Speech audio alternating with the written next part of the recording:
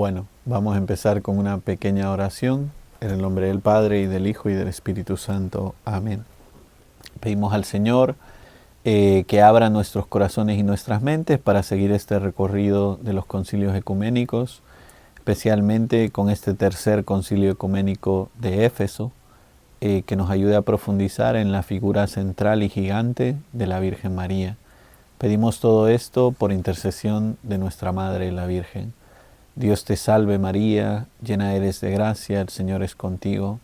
Bendita tú eres entre todas las mujeres, y bendito es el fruto de tu vientre, Jesús. Santa María, Madre de Dios, ruega por nosotros pecadores, ahora y en la hora de nuestra muerte. Amén. En el nombre del Padre, y del Hijo, y del Espíritu Santo. Amén. Bueno, seguimos este recorrido por los concilios ecuménicos, que es apasionante. Yo creo que lo más bonito de poder hacer este recorrido y detenernos es ver que detrás de cada fórmula de fe hay, podríamos decir, un montón de personas que han estudiado la fe, que han estado profundizando en algunos temas, y creo que esto nos tiene que llamar mucho la atención. O sea, no podemos conformarnos con decir la fe ya está toda definida, ¿no? No, yo creo que es muy bonito esto, porque por una parte es un tesoro tan grande tener tantas personas que nos han enseñado la fe, pero por otra parte también tenemos nosotros la obligación de intentar profundizar y entender la fe hoy, ¿no? En este tiempo moderno y para las personas de hoy, ¿no? Entonces es muy importante para avanzar en la historia de la Iglesia y evangelizar hoy, conocer el ayer, ¿no? Conocer la tradición de la Iglesia. Esto es muy importante, ¿no?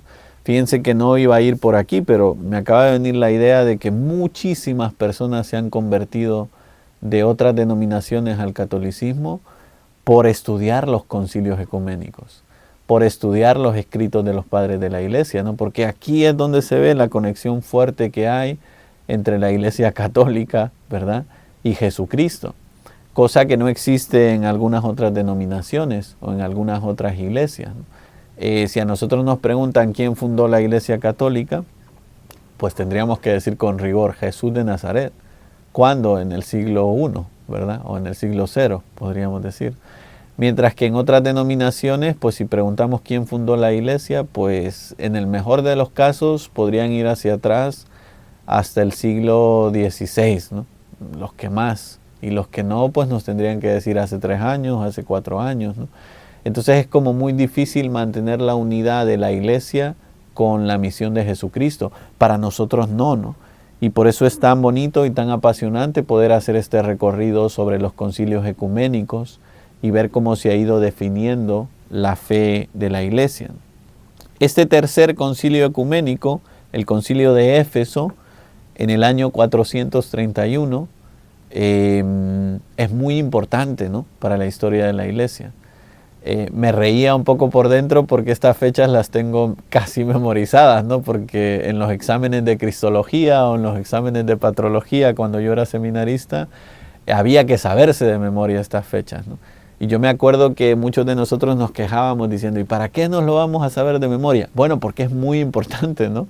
Para poder hacer un recorrido de la fe y para conocer bien la fe, hay que ir viendo todos estos concilios ecuménicos. Bueno, hemos dicho en el año 431 en Éfeso, que es lo que nosotros llamamos Asia Menor, también la actual Turquía, ¿no? Aunque no sea Constantinopla como el concilio anterior, pero es también dentro de Turquía, donde está ahora Éfeso. Una ciudad importantísima, ¿no? Primero porque fue una de las primeras comunidades paulinas, ¿no?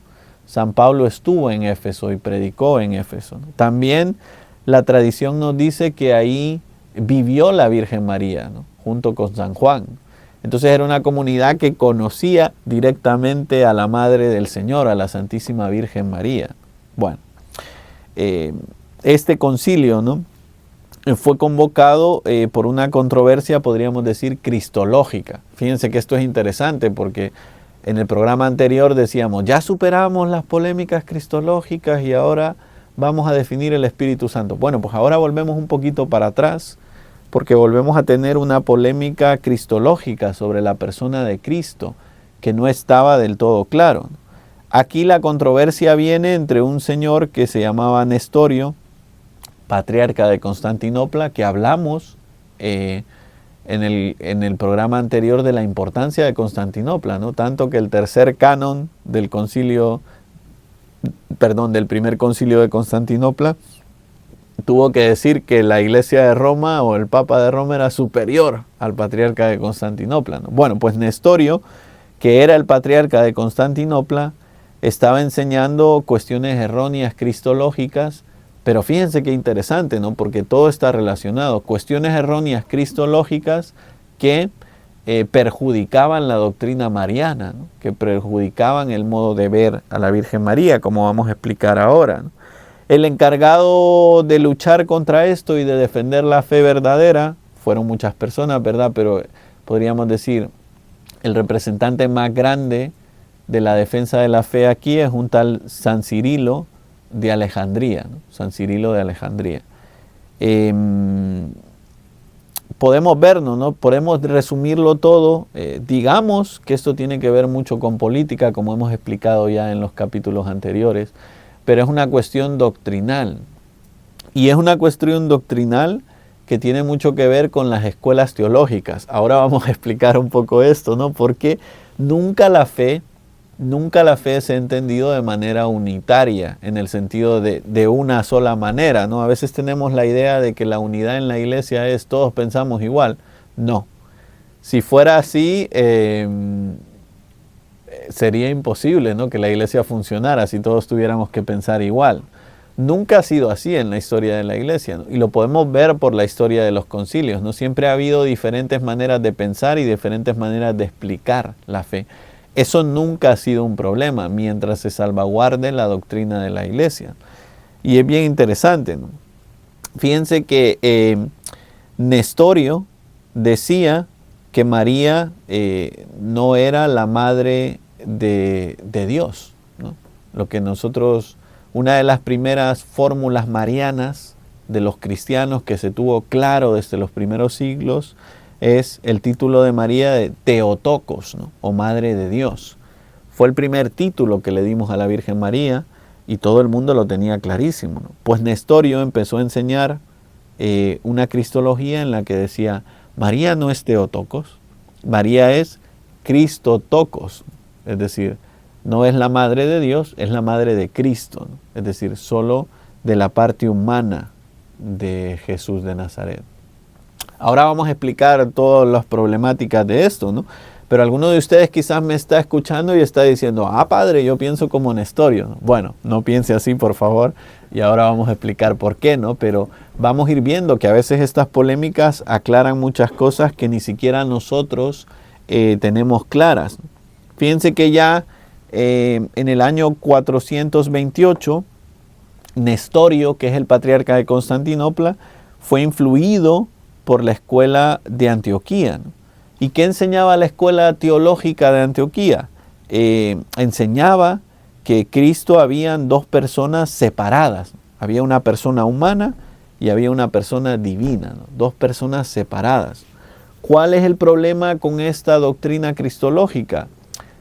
Que podemos entender a Jesús como una persona esquizofrénica, ¿no? Por una parte el Jesús humano o la naturaleza humana de Jesús, y por otra parte el Jesús divino o la naturaleza divina de Jesús. El problema con separarlas tanto es que podemos pensar que en Jesús había conflicto, que Jesús no pensaba y sentía lo mismo en sus dos naturalezas y que estaba dividido por dentro y que se podía romper, ¿no?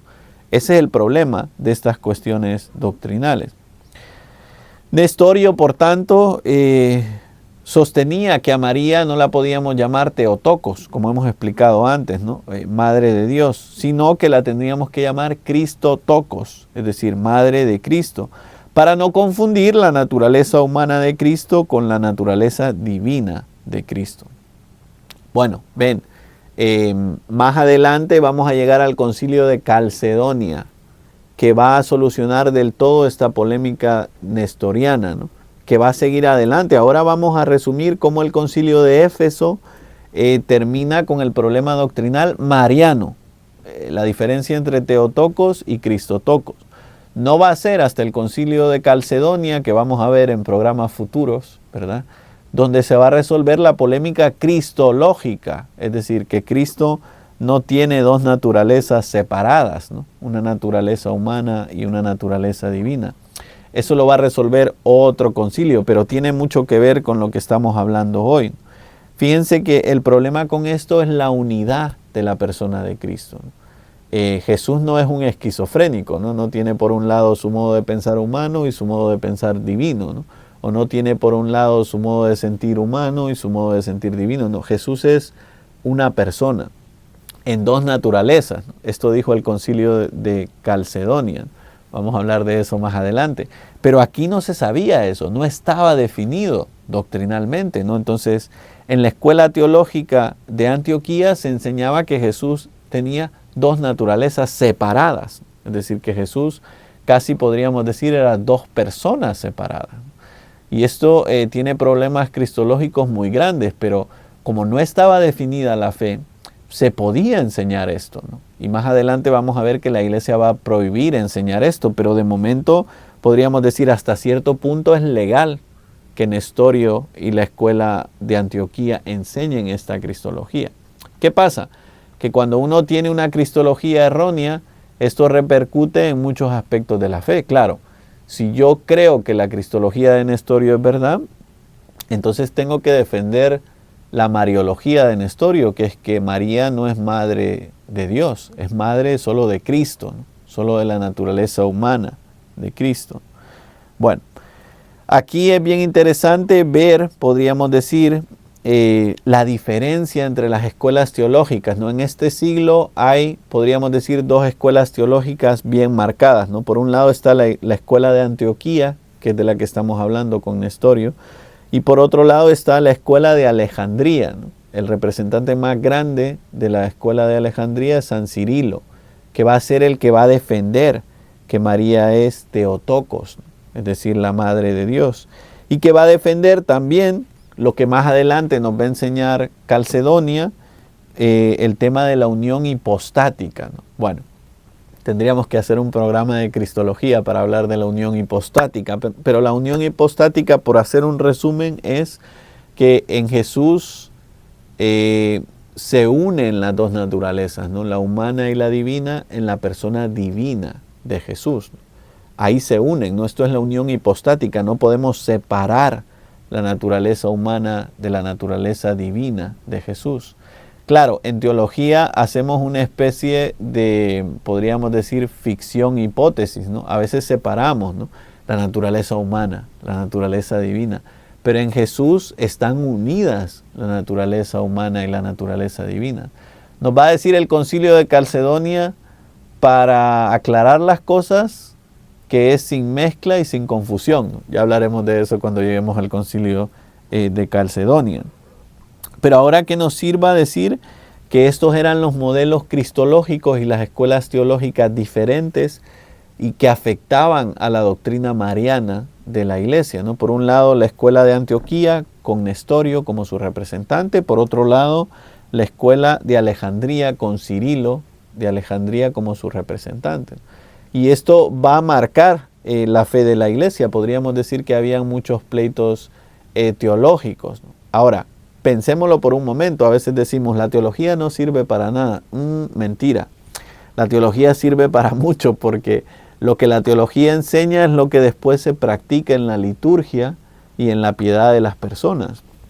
Por eso es muy importante que tengamos teólogos y buenos teólogos en la iglesia, ¿no? Porque si no, después eso repercute en nuestro modo de practicar la fe, ¿no?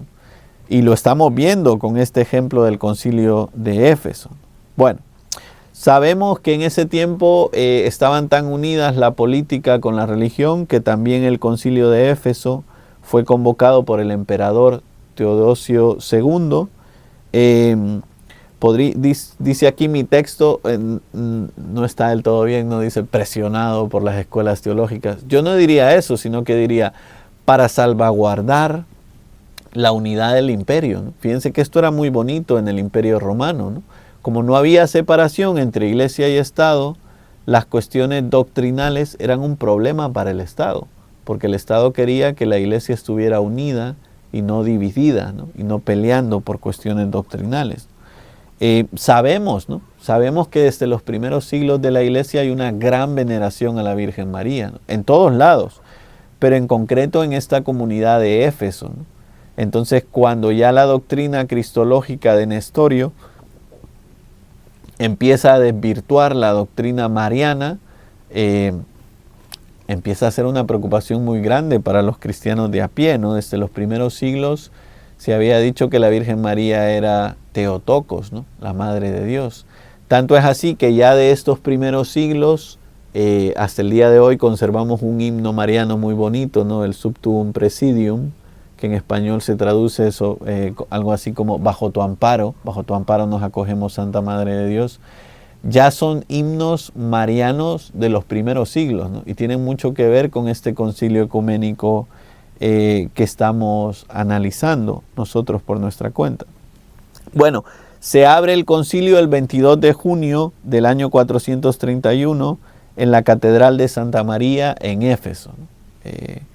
Y aquí está dividido, podríamos decir, el concilio en los dos bloques, que son las dos escuelas teológicas de las que acabamos de hablar hace algunos minutos. Es bien interesante ver que por un lado está Cirilo de Alejandría con el apoyo de unos 200 obispos, y por otro lado está Nestorio, que está respaldado por toda la escuela de Antioquía y por muchos obispos también. El Papa Celestino I envía un legado, ¿verdad? Felipe, el obispo de Acaya, que es el encargado de ser el legado papal, ¿no? Como decía antes, los papas no iban a los concilios, pero tenían un delegado o un encargado de ir a los concilios. Bueno, aquí hubo un poco de polémica en este concilio, ¿no? Porque antes de la llegada de Juan de Antioquía, antes de la llegada de Nestorio incluso, se cerró el concilio, ¿no? Sin haber dejado que ellos explicaran su parte, ¿no? Entonces, ¿qué pasa? Pasa que llega la condena de Nestorio sin haber escuchado a Nestorio, ¿no? Por eso después más adelante hay que arreglar ese problema, ¿no? Pero es bien interesante ver esto, ¿no? Que la Iglesia siempre en su sabiduría tiene la paciencia, como hablábamos en los capítulos anteriores, de escuchar la posición de todos, de intentar entender la posición de todos. Esto es bien interesante, el tema de los santos. Yo no sé ustedes, pero en español tenemos un refrán que dice, piensa mal y acertarás, ¿no? Es nefasto, ¿eh? Yo siempre le digo a la gente que no es el modo de pensar de Dios, porque Dios siempre piensa bien de nosotros, intenta tener misericordia y salvarnos, ¿no? No es el modo de pensar de los santos, ¿verdad? Que están siempre intentando salvar a los demás. San Ignacio de Loyola, en el libro de los ejercicios, en los primeros números del libro de los ejercicios, dice que hay que buscar por todos los medios salvar la proposición del prójimo, ¿no? Es decir, buscar por todos los medios pensar bien de lo que dicen los demás, ¿no? Pensar bien de lo que hacen los demás. Y es un principio muy bueno, ¿no? Yo creo que este es el principio de Dios y el principio de la Iglesia. Y de una manera práctica tendríamos que ponerlo en marcha también nosotros, ¿no? Como laicos. En lugar de pensar mal de los demás, en lugar de criticar, en lugar de verlos con sospecha, tendríamos que decir, ¿no? Cambiar el refrán en español y decir piensa bien y acertarás, ¿no? ¿Por qué? Porque Dios quiere que pensemos bien. Dios quiere que todos nos ayudemos. Por eso, fíjense, en el concilio podríamos decir, pasa algo bien interesante, ¿no? La forma dogmática o la fórmula doctrinal que nos pone el concilio, como decíamos antes, ¿no? El concilio no crea un credo nuevo, ¿no? Simplemente dentro del credo niceno-constantinopolitano que ya existía, pues se aumentan algunas cláusulas. Dice el concilio, ¿no? Ya adelantando un poco lo que va a enseñar el concilio de Calcedonia. No confesamos, fíjense qué tremendo, una fórmula negativa, no confesamos a un Cristo dividido o en partidos, sino a uno solo y el mismo Hijo y el mismo Señor y el mismo unigénito. Está condenando directamente la doctrina cristológica de Nestorio, ¿no? Que pensaba que había una naturaleza humana y una naturaleza divina, como una especie de dos Cristos, ¿no? Dice aquí el concilio: no confesamos un Cristo dividido o en partidos, sino uno solo y el mismo Hijo y Señor y el mismo unigénito, ¿no? Es decir, la unidad en la persona de Cristo. Bueno, el concilio tiene 12 anatemas, ¿no? Esto del tema de los anatemas es apasionante, ¿no? Quizás tendría que dedicar todo un programa para explicarlo, ¿no? Pero los anatemas son condenas que hacen los concilios, ¿no? El que enseñe esto sea anatema, ¿no? O el que enseñe esto está fuera de la comunión de la iglesia, ¿no? O el que enseñe esto no está en la iglesia. Es bien importante esto. Bueno, pues el concilio deja claro que Cristo es uno y el mismo, no dividido y en partidos, ¿no? Lo cual tiene consecuencias mariológicas, ¿no? O en la mariología, ¿no? Por tanto, podríamos decir Cristo es todo, una naturaleza humana y una naturaleza divina, podríamos decir unidas, ¿no? No está dividido. Si no podemos separar la persona de Cristo, entonces no podemos decir que María es solo Cristotokos, ¿no? Solo madre de la naturaleza humana de Jesús, sino que tenemos que decir que María es Theotokos, ¿no? La madre de Dios. Y fíjense qué bonito esto, ¿no? Esto que soluciona una polémica cristológica, podríamos decir, termina por salvaguardar la doctrina mariológica de la iglesia. Déjenme detenerme aquí un momento porque esto es importantísimo, ¿no? A veces nosotros los católicos tenemos el complejo de no querer hablar mucho de María. Como estoy en Radio María, tengo que hablar mucho de María. Pero, por ejemplo, no voy a poner un ejemplo concreto, la gente de la Legión de María, a veces tienen como el complejo de decir, no, vamos a hablar de Jesús, vamos a hablar de la Biblia, no vamos a hablar de la Virgen María, porque si no la gente no nos va a escuchar. Y es bien interesante ver en este programa, en este concilio ecuménico de Éfeso, cómo no podemos separar la doctrina cristológica de la doctrina mariológica. ¿Por qué? Lo que nosotros pensamos de Jesús condiciona lo que nosotros pensamos de María. ¿Por qué? Porque a María no la podemos entender sin Jesús, ¿no?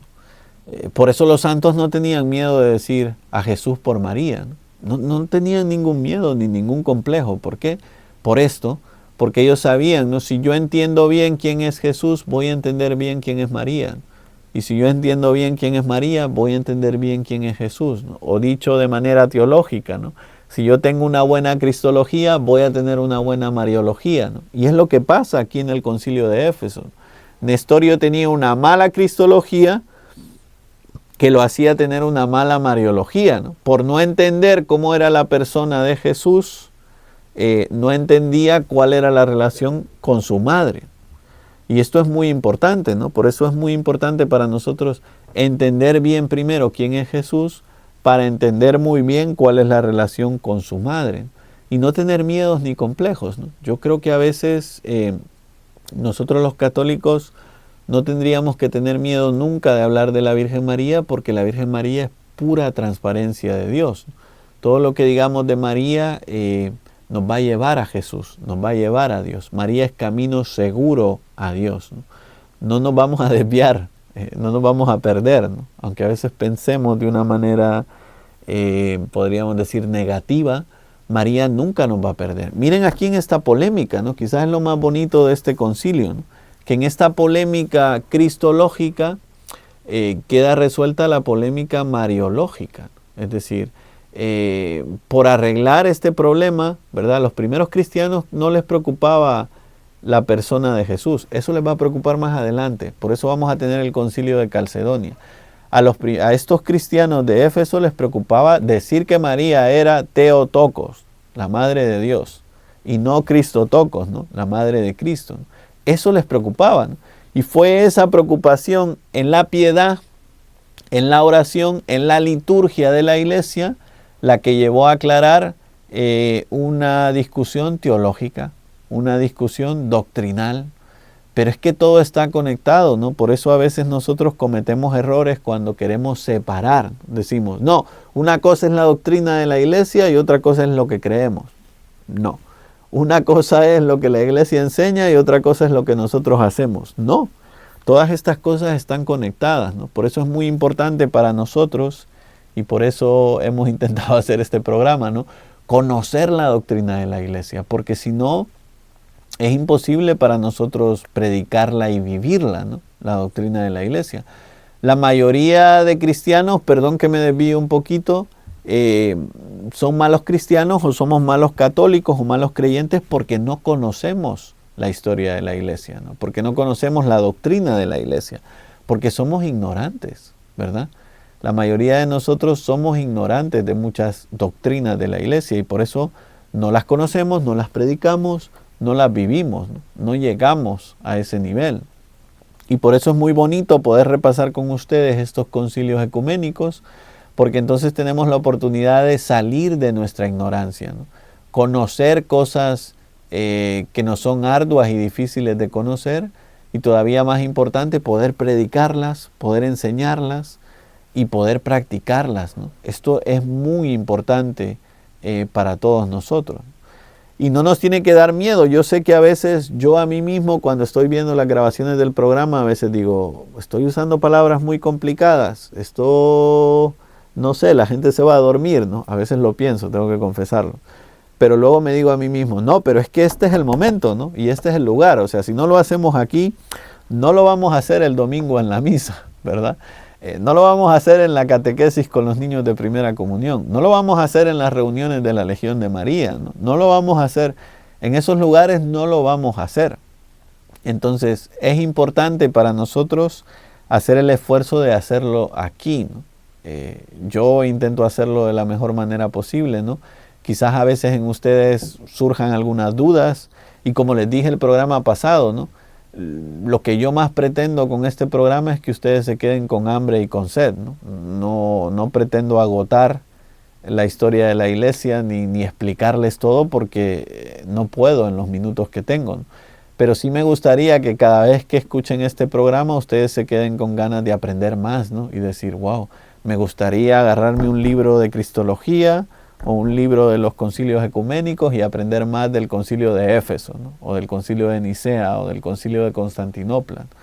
Esto creo que es muy importante, ¿no? Para la historia de la iglesia. Bueno, déjenme ir ya aterrizando, ¿no? Viendo mi reloj, en decir que es muy importante para nosotros este concilio de Éfeso, ¿no? Primero por la devoción mariana, ¿no? Pensémoslo por un momento, ¿no? Quizás es el único concilio dedicado exclusivamente a un tema mariano. Aunque luego los demás concilios hablarán de cuestiones marianas, este concilio podríamos llamarlo el concilio mariano. Por eso es muy importante, ¿no? La Virgen María es de vital importancia en la iglesia. Podríamos decir que este concilio repercute en todos los demás enseñanzas de la Virgen María. Si ustedes y yo nos pusiéramos a repasar, que no lo vamos a hacer, quizás otro día lo hagamos en otro programa, ¿verdad?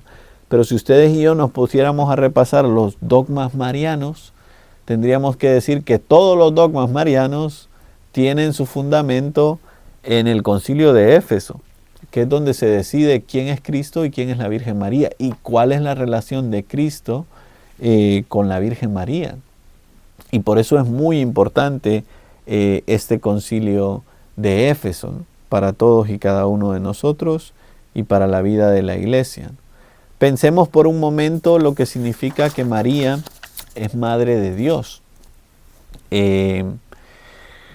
Quizás por eso a Nestorio le costaba entender que María fuera Madre de Dios, ¿no? Porque uno dice, ¿cómo puede una criatura tener en su seno a Dios, ¿no? Bueno, a nuestra lógica no hay explicación, pero yo les diría una cosa que nos ayudaría a entender este problema, ¿no? Y es que aunque para nuestra lógica no haya explicación, María Santísima tuvo o pudo ser la Madre de Dios porque en ella, podríamos decir, estuvo en su seno Jesús. Y Jesús, como nos dice la enseñanza cristológica del concilio de Éfeso y de todos los concilios ecuménicos, es una persona divina en dos naturalezas, humana y divina, ¿no? Es decir, cuando María tuvo en su seno a Jesús, tuvo en su seno a Dios, ¿no? No lo podemos separar, ¿no? No es que nosotros podamos decir, no, es que María solo tuvo al hombre y no tuvo la naturaleza divina de Jesús. No, no lo podemos separar, ¿no? Están unidas las dos naturalezas de Jesús. Fíjense que me habría encantado, no se me ocurrió, pero es muy importante, ¿no? Me habría encantado repasar algunos textos con ustedes de San Cirilo de Alejandría sobre la Virgen María, ¿no? Acabamos no hace mucho de celebrar el mes de mayo, el mes de la Virgen María, ¿no? Y muchos de ustedes quizás tienen la costumbre en el mes de mayo de hacer las flores a la Virgen. Y en las flores a la Virgen a veces se lee algún texto mariano, ¿no? Si uno se pone a buscar quiénes son los que más han escrito sobre la Virgen María, uno de ellos es San Cirilo de Alejandría, ¿no? Que es el santo que da fundamento a esta doctrina de María como Theotokos, ¿no? Como la Madre de Dios. Y esto es muy importante, ¿no? Hay muchos más santos devotos a la Virgen María, ¿no? Fíjense que pasa algo bien interesante en la historia de la Iglesia, ¿no?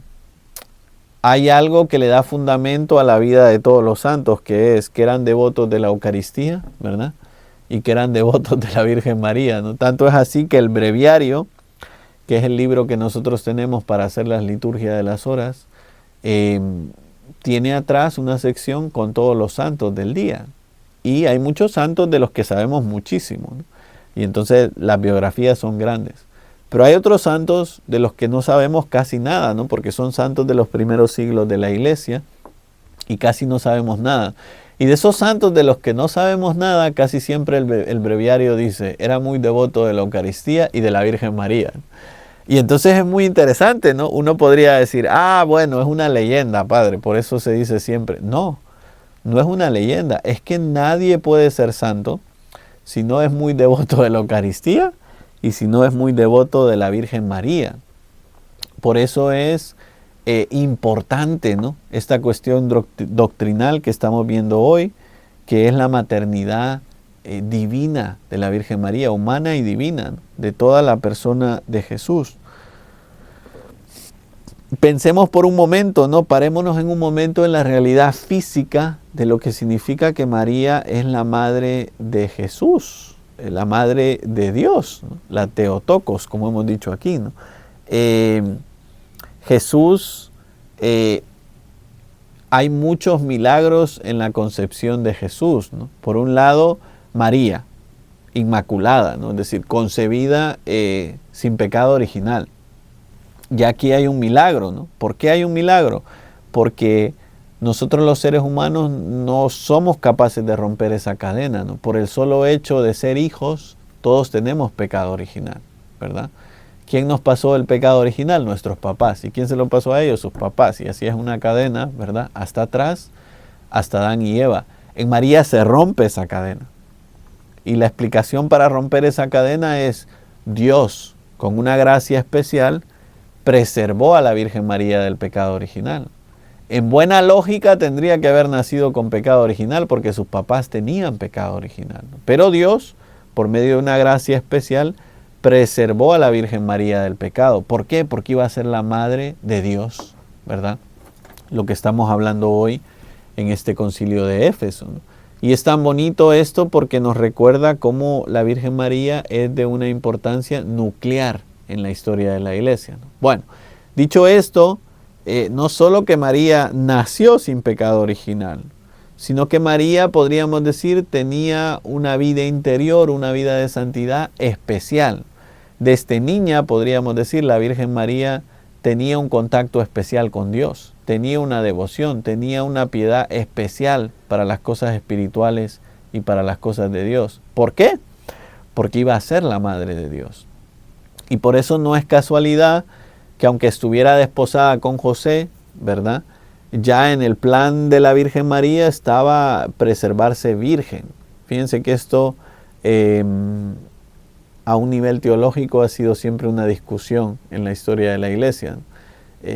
Pero podemos seguir la línea de pensar que María ya había preparado su corazón y consagrado su vida a Dios para permanecer virgen durante toda la vida. ¿San José entraba dentro de ese plan? Sí, ¿verdad? Tenemos evidencia en la historia del judaísmo de muchos matrimonios que hacían lo que había hecho San José y la Virgen María, ¿no? Se desposaban para después consagrar sus vidas a Dios. No era lo normal, era la excepción a la regla, pero podemos pensar, ¿no?, que en San José y en la Virgen María existía ese plan. Bueno, dejemos esto por un momento, ¿no? Pensemos en la concepción de Jesús en el seno de María. Ya de por sí podríamos decir un milagro biológico que Jesús no tenga papá, ¿no?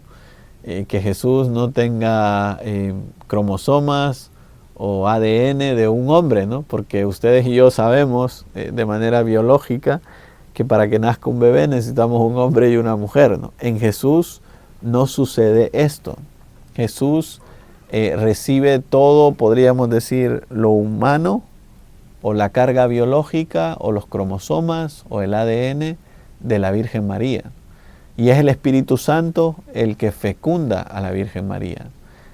¿Cómo? No me lo pregunten porque no soy capaz de explicárselo, ¿no? Pero es un milagro, ¿no? Aquí ya vemos otro milagro de Dios para la concepción de su Hijo en el seno de la Virgen María.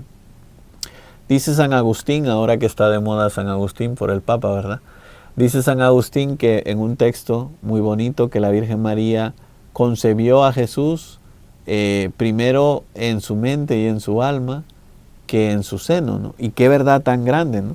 Si es verdad lo que yo acabo de decir, que una gracia especial hizo que María naciera sin pecado, una gracia especial hizo que María consagrara su vida, una gracia especial hizo que María tuviera una vida de oración fuerte. Entonces, toda la vida de la Virgen María, podríamos decir, es estar recibiendo la palabra de Dios, estar recibiendo a Jesús. Ya la consecuencia biológica es que María se queda embarazada de Jesús, pero María toda su vida había estado recibiendo la palabra de Dios. Y por eso es la madre del verbo, la madre de la palabra, ¿no? Porque está siempre preparando su corazón para recibir a Jesús en su seno. Es una verdad muy bonita esta, ¿no? Y ya ni les cuento si nos paráramos a pensar en el nacimiento de Jesús, ¿no? El nacimiento de Jesús también es un nacimiento milagroso, ¿no? ¿Cómo explicarlo? Pues por intervención de Dios, ¿no?, que hizo que María pudiera ser virgen, ¿no?, antes, durante y después del parto, ¿no?, como nosotros sabemos. No tiene lógica esto, ¿no? En nuestra cabeza está el decir, bueno, a ver, explícame esto, ¿no? No sé, ¿cómo se puede quedar embarazada y seguir siendo virgen? Lo acabamos de explicar. ¿Cómo puede estar embarazada y seguir siendo virgen? Bueno, una gracia especial de Dios. ¿Cómo puede tener un parto y después seguir siendo virgen? Bueno, una gracia especial de Dios. Por eso creo que una de las cosas que hemos reflexionado poco y que ha dado mucho de qué hablar en la historia de la Iglesia es el parto virginal de la Virgen María. Algo imposible de explicar, ¿no? No me pregunten, ¿no? Algo que ha dado muchos pleitos teológicos es: ¿la Virgen María tuvo dolores de parto o no tuvo dolores de parto? Y si fuéramos estrictos en sentido teológico, tendríamos que decir que no, porque los dolores de parto son consecuencia del pecado. María no tenía pecado. Ahora, si ustedes se ponen a decirme, padre, explíquemelo a detalle, pues no sabrían. Pues tendríamos que decir que es un milagro de Dios, ¿no? Un milagro del cielo, que estas cosas sucedan de esta manera.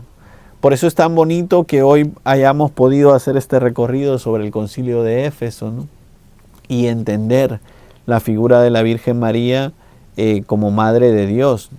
Fíjense que esto que nosotros hemos visto a un nivel doctrinal hizo que floreciera la devoción mariana en la Iglesia, ¿no? Después de este siglo es que los primeros cristianos empezaron a tener una devoción mariana fuerte, ¿no?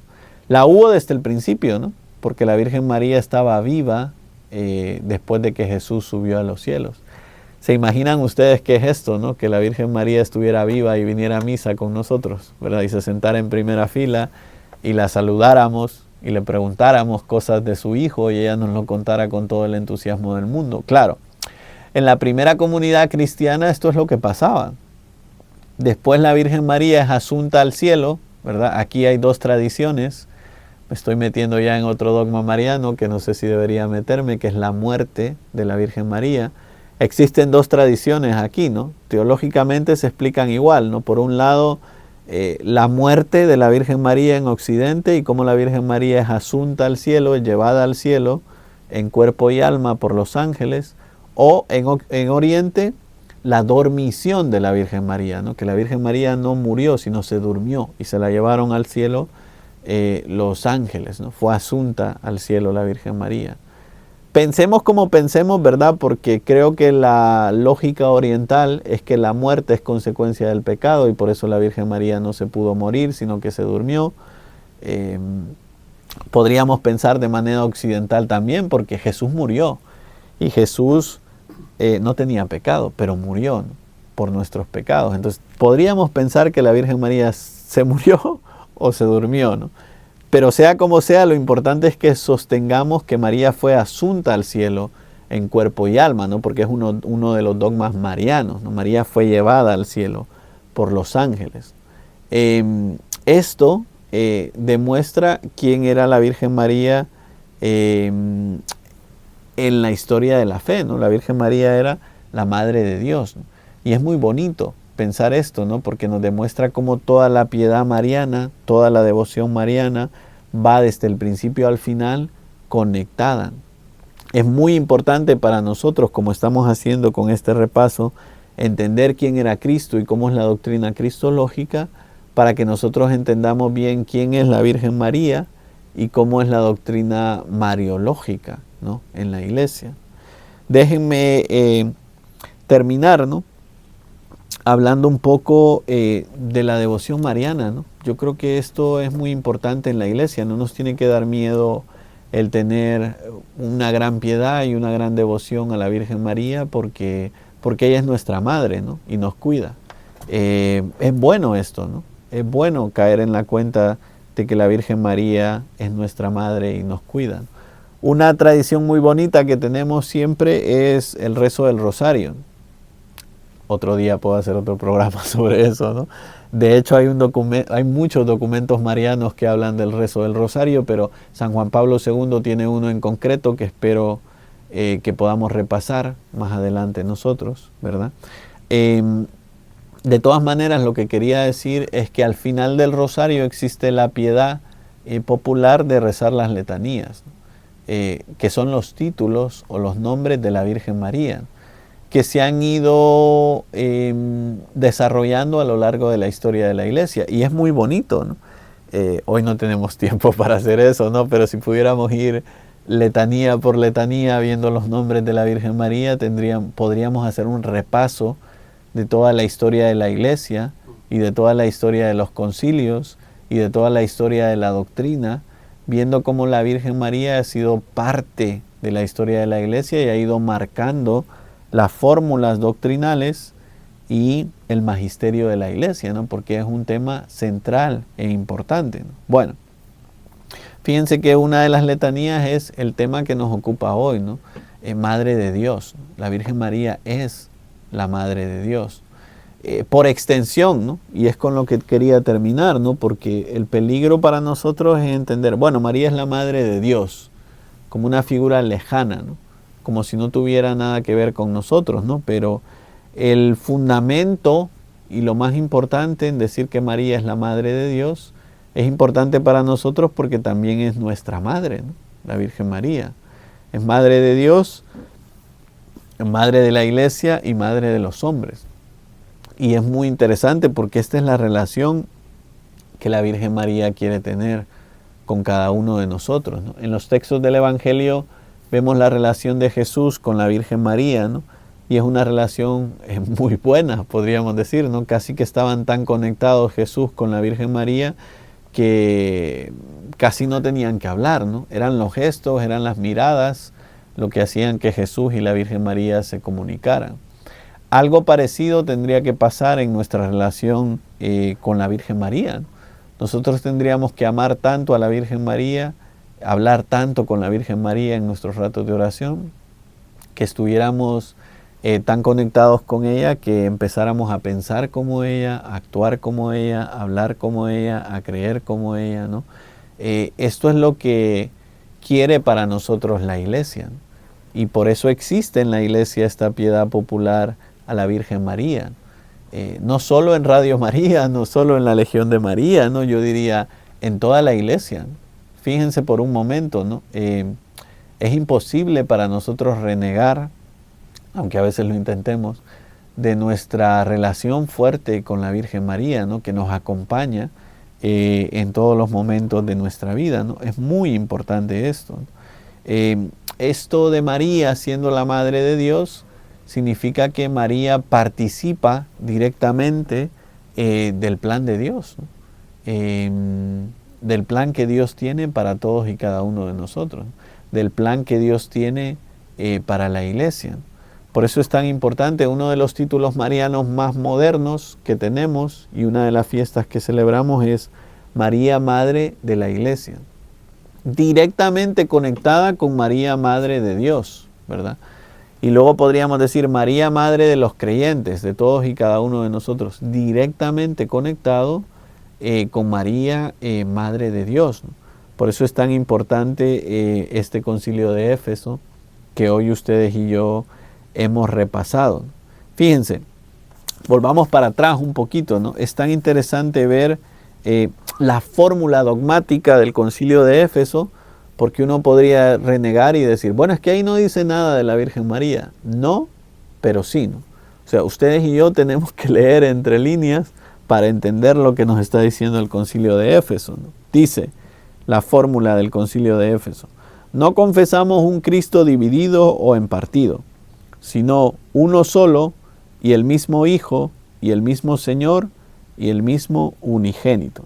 Es como si el concilio nos estuviera dando una explicación diciendo, no separemos a Jesús, no partamos a Jesús, porque entonces no vamos a poder entender cuál era la relación de Jesús con la Virgen María.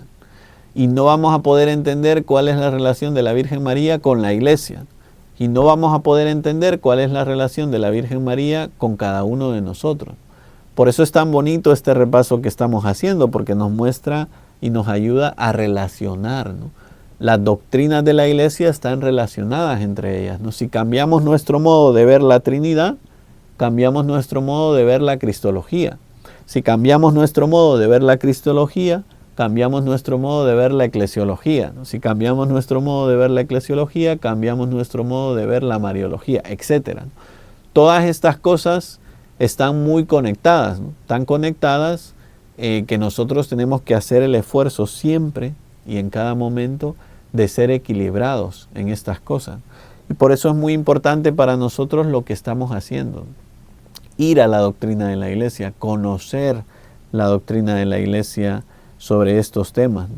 Es muy importante para nosotros, ¿no? Y no tenemos que perderlos de vista, ¿no? Yo espero de verdad que este programa nos sirva a todos para ir viendo, ¿no?, la historia de los concilios y cómo los concilios nos han ayudado a entender y a profundizar más y más nuestra fe, ¿no? Y no tener miedo, ¿no? No tener miedo. Yo creo que después de repasar este concilio, no nos tiene que quedar a ninguno de nosotros miedo de hablar con mucho amor y con mucha devoción y con mucho cariño a los demás de la Virgen María. Yo de verdad creo que los que no son católicos y son críticos de la Virgen María no lo son por maldad, aunque quizás haya alguno que lo sea por maldad, ¿verdad? Pero no lo son por maldad, lo son por ignorancia. No conocen la doctrina trinitaria, no conocen las doctrinas cristológicas, no conocen las doctrinas eclesiásticas, no conocen la doctrina mariana, ¿no?, de la Iglesia, y de ahí vienen todas las confusiones. Fíjense, no vamos a hacer esto, ¿no? Pero si nos pusiéramos a repasar a día de hoy las demás denominaciones cristianas, sus enseñanzas sobre Cristo y quién es Cristo, muchas de ellas son erróneas, ¿verdad? Me están grabando, así que no voy a poner ejemplos concretos, ¿verdad?, para que nadie se sienta ofendido. Pero muchas de ellas son erróneas, ¿verdad? Hemos ido repasando las polémicas cristológicas usted hable con otras denominaciones de la iglesia, cuando se encuentre en la calle con X grupo de X iglesia, pregúntele quién es Jesús y muchos de ellos le van a decir, no, Jesús no es Dios. No, Jesús no es de la misma naturaleza del Padre.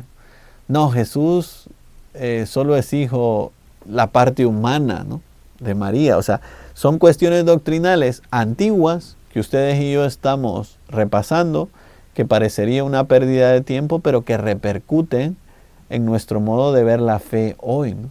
Y por eso es tan bonito que ustedes y yo no nos limitemos a leer la Biblia. La Biblia es un tesoro y hay que leerla, pero no podemos limitarnos a eso. Ustedes y yo tenemos que conocer la tradición de la iglesia, que lo estamos tocando un poco de refilón con estos temas que estamos hablando, ¿verdad? Pero también el magisterio de la iglesia, ¿no? Qué importante es para nosotros conocer el magisterio de la iglesia. Por eso cuando el catecismo nos dice que hay 3 fuentes de la revelación, es verdad, ¿no? Son 3 fuentes las que hay de la revelación. No solo es la Biblia, ¿no?, como creemos muchos de nosotros, sino también la tradición y el magisterio, ¿no?, que es el tema que nos ocupa. Bueno, me voy a callar ya, aunque no haya llegado a los minutos, porque si no vamos a estar hablando todo el día y vamos a terminar con una pequeña oración. En el nombre del Padre, y del Hijo, y del Espíritu Santo. Amén. Le damos gracias al Señor por todos los inmensos beneficios recibidos en este programa. Le pedimos que nos siga dando a todos corazones grandes para amar a la Iglesia, para amar a Cristo y para amar en especial a nuestra Madre la Virgen. Pedimos todo esto rezando la oración que Jesús nos enseñó. Padre nuestro que estás en el cielo, santificado sea tu nombre. Venga a nosotros tu reino. Hágase tu voluntad en la tierra como en el cielo. Danos hoy nuestro pan de cada día. Perdona nuestras ofensas, como también nosotros perdonamos a los que nos ofenden. No nos dejes caer en tentación y líbranos del mal. Amén. En el nombre del Padre, y del Hijo, y del Espíritu Santo. Amén.